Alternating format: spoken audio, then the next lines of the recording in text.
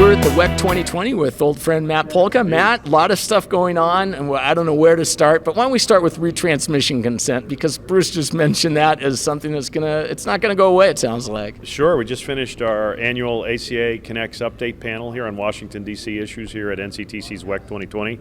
Great to be back here with our partners at NCTC and to visit with our friends and talk about the issues. So yes, we spent some time today on the update panel talking about the fact that 2020 is a retrans renewal year, which means that most of our members will be renegotiating their retransmission consent deals, which typically are 3 years, as of the end of this year, because most of those deals will expire as of 12/31. So for us at ACA Connects, it's an opportunity, particularly as we're bringing our members back to Washington in March for our 27th annual ACA Connect Summit, to work with Washington, not only at the FCC but also on Congress, to really sensitize them to what could be really bad news at the end of the year as broadcasters continue to raise rates to consumers for what they call free TV because of outdated and harmful retransmission consent regulations that go back to the 90s, the 70s, and even the 60s. You've actually made some progress in Washington, despite all the noise going in Washington. There's some progress that you guys and the industry have made, right? We have. ACA Connects worked very, very hard for our members and actually to benefit NCTC as well in 2019 with the passage of what was then known as the Satellite Television Extension Localism Act, which now is known as the Television Viewer Protection Act, TVPA. And in that legislation, we at ACA Connects were the only group that successfully was able to insert new language into the reauthorization of this bill, which basically will require the largest broadcast groups in the country, the 10 or 12 or 13 largest broadcast groups, to negotiate with our members' buying group at NCTC. Essentially what we did was we asked Congress, which they did, to apply the FCC's good faith negotiation rules to buying groups to ensure that NCTC could negotiate retransmission consent on behalf of our members. So now NCTC will have the right to call the largest broadcast groups to say, we want to negotiate with you, and they can't refuse. Doesn't necessarily mean that you have to reach a deal, but our view was, as they have demonstrated before and our members have demonstrated before, if you have the opportunity to start talking about a deal, more likely than not you'll get to one. And that's where we think the benefit of this change in the law to apply good faith to buying groups and to give NCTC the right to negotiate with these largest groups will really make a difference. Well, yeah, and I guess that's been the problem is some of your operators try to negotiate, they're not negotiating with the general manager in that market, right? They're general. Correct. That's exactly right. Over the years since retransmission consent laws were first instituted in 1992, one of the things that really has harmed consumers from a retransmission consent perspective is the fact that broadcasters are no longer small and local as they like to tell Washington. They are now large worldwide media conglomerates that happen to own broadcast interest, still taking advantage of the rules that go back to 1992 and before on retransmission consent and those rules that benefited smaller broadcasters.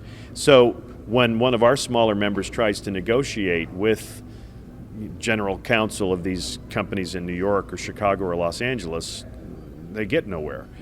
An entity like NCTC that has the right and the sophistication and the experience to negotiate with the largest broadcast groups can and should make a difference. Well, and one of the things that this all points to is the bipartisan nature of what you guys do, and that shows up at the summit. Well, it is true, and this provision that we won absolutely was based on a bipartisan agreement. We had the chairman of the subcommittee on communications and technology from House Energy and Commerce, Mike Doyle, work with his chairman of the full committee, Frank Pallone from New Jersey, who worked with the Republican ranking member of Oregon, Greg Walden, who then worked with Senator Roger Wicker, who's the chairman, Republican senator of the Senate Commerce Committee, who also had to work with Senator Maria Cantwell, the Democrat ranking member from Washington, and the members to say this is an important issue that really does have an impact uniquely on customers in smaller markets represented by smaller companies, and we need to pass it collectively. And this is not a red or a blue issue. This is a bipartisan issue that affects consumers. And it does impact and really illustrate what we try to do at our upcoming summit in Washington, D.C. Yeah, so tell us about some of the speakers there. Well, we're coming back to Washington for our 27th annual ACA Connect Summit. We'll be in Washington March 17, 18, and 19.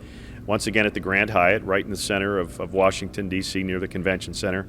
And we have some terrific speakers this year that really come across the board. From a policy perspective, we have two FCC commissioners joining us. Commissioner Mike O'Reilly, a Republican, as well as Commissioner Jessica Rosenworcel, a Democrat. Really excited about both, but Commissioner Rosenworcel is going to be interviewed in a one-on-one with our new chairman, Patty Boyers from Boycom Vision, so that's going to be a very nice event, but we're glad to have them both. We have Steve Weed, CEO of Northwest Broadband, formerly CEO of Wave Broadband, who will be coming as our key business insider, talking about not only his company's acquisition of a number of Frontier subscribers, but just his views on the industry, broadband, where the industry's going.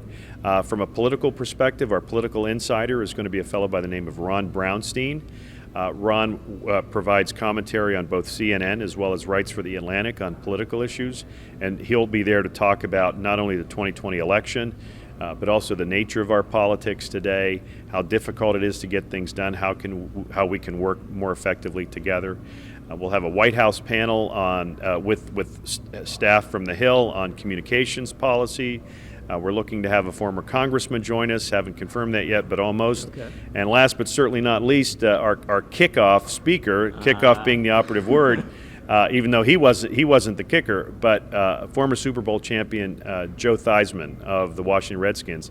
He's going to kick off the summit and provide a great opening about how people can work together managing difficult challenges to reach team goals. Well, as long as you don't show that video of his, we won't. Good. So we'll definitely won't show that. But anybody can register for our summit. Just simply go to acasummit.org.